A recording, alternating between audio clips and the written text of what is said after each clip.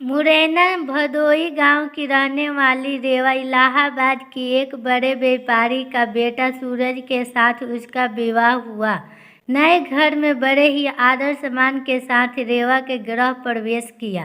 शादी के 2-3 साल काफी मजे और खुशी के साथ निकल गए और जैसे जैसे दिन बीतता गया रेवा अपनी जिम्मेदारियों के बोझ तले दबती चली गई। रेवा की सास भी रेवा से काफी खुश थी कि रेवा बहू अपना घर और संसार सब कुछ अच्छी तरह से संभालने लगी है। गर्मी की छुट्टी पड़ गई। रेवा अपने मायके जाने की बात अपने सास से बोली। मम्मी 2 साल हो गए मैं मायके नहीं जा पाई, क्या मैं थोड़े दिन जाकर आऊं? सास ने जवाब दिया, देखो रेवा, अगले साल चले जाना। रेवा यह सुनकर काफी नाराज और दुखी होकर सोचने लगी कि जब चंचल दीदी हर दिन महीने पर घर आती है तो मम्मी काफी खुश होती है और कहती कितने दिन के बाद आई हो। और मुझे 2 साल हो गए, मेरे बारे में कोई कुछ सोचता ही नहीं है। मेरी खुशी किसी के लिए कोई मायने ही न रखती है। और क्या दिन भर इन लोगों को खाना बना के खिलाती रहूं, घर का सारा काम करती रहूं, क्या मेरी यही जिंदगी है? और रेवा कमरे में आंसू की धारा समेत दाखिल हुई। सास, शाम को चंचल दीदी आने वाली है, देखना मम्मी कितना खुश होती है। खाने के अलग अलग फरमाइशों की लड़ी लगती रहेगी कि कभी चंचल दीदी के लिए समोसा बना दो, कभी पालक पनीर तो कभी बिरयानी में। इतना क्यों सोच रही हूँ, करना तो मुझे ही बनाना है, तो चलो किचन में अभी से तैयारी में लग जाऊं। यह सोच ही रही थी कि तभी सास ने आवाज दी, रेवा जल्दी नीचे आओ, देखो चंचल आई है। रेवा अपने चेहरे पर मुस्कान लिए अपने दुख को अंदर एक कोने में दबाई अपनी ननद का स्वागत करती है। कैसी हो भाभी? चंचल रेवा से बोली। अच्छी हूँ दीदी, और घर में सब कैसे हैं? अच्छे हैं। अच्छा, हमारे जीजा जी कैसे हैं? चंचल शर्माते हुए कहती है। वो भी भाभी अच्छे हैं। अच्छा दीदी आप बैठो, मैं नाश्ता बनाकर लाती हूँ। नहीं नहीं भाभी, कुछ मत बनाओ, मैं अभी घर से नाश्ता करके आई हूँ और भाभी केवल 2-3 घंटे ही रहूंगी, क्योंकि सास की तबीयत ठीक नहीं है। आपके जीजा जी उन्हें लखनऊ दिखाने गए हैं, तो वो बोले तुम अकेले यहाँ क्या करोगी, एक काम करो, तुम अपने मायके जाकर सबसे मिलकर चले आओ। सो मैं आ गई, मुस्कुराते हुए चंचल ने जवाब दिया। अच्छा दीदी रुको, मैं खाना बना देती हूँ, आप खा भी लीजिएगा और जीजा जी और आपके सास के लिए खाना भी बांध कर दे दूंगी।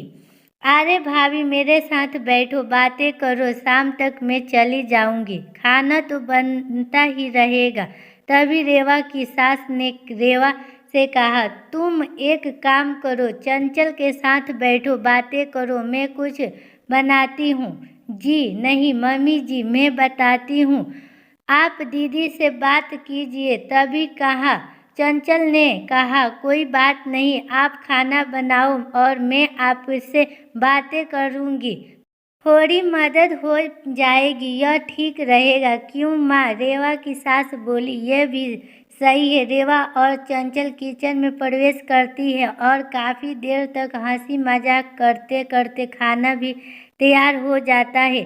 चंचल खाना खाने के बाद शाम को अपने घर चली जाती है। रसोई को समेट कर रात को अपने कमरे में रेवा गई तो सूरज ने कहा कि रेवा तुम काफ़ी थक गई हो, आराम कर लो। हाँ मुझे आराम कहाँ है, तुम्हारी माँ तो बस यही चाहती है कि मैं अपने मायके ना जाऊं। चंचल दीदी 1-2 घंटे के लिए आती है, लेकिन मिलकर तो जाती है, उसमें क्या तुम भी चले जाओ? रेवा सूरज ने कहा, और देखो रेवा दीदी भी कहाँ आती है। जब शरद जीजू अपने माँ को लखनऊ डॉक्टर के पास दिखाने ले जाते हैं तभी मिलने आती है, तो इसका मतलब है मैं कभी नहीं जा सकती अपने मायके। ऐसा तो मैंने नहीं कहा। रेवा, अच्छा तुम शांत रहो, मैं कल माँ से बात करता हूँ।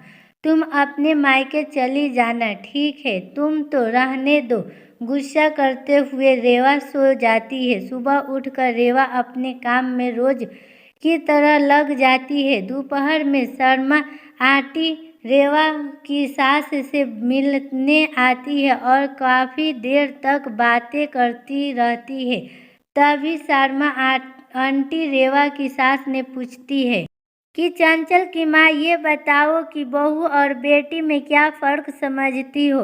रेवा इस सवाल के जवाब का इंतज़ार कर रही थी कि मम्मी जी का इस पर क्या जवाब होगा। रेवा की सास ने मुस्कुराते हुए बोली, बेटी कैसी भी हो पर वो मीठी होती है, बहू नमक की तरह नमकीन होती है। यह सुनते ही रेवा निराश होती है और दिल भी काफ़ी दुखी हो जाता है।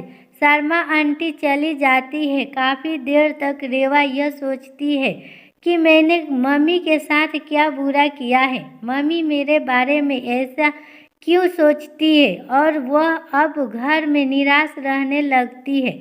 निराश रेवा को देखकर एक दिन रेवा की सास ने पूछा है, रेवा यहाँ आओ, तुमसे कुछ किसी ने कहा है क्या?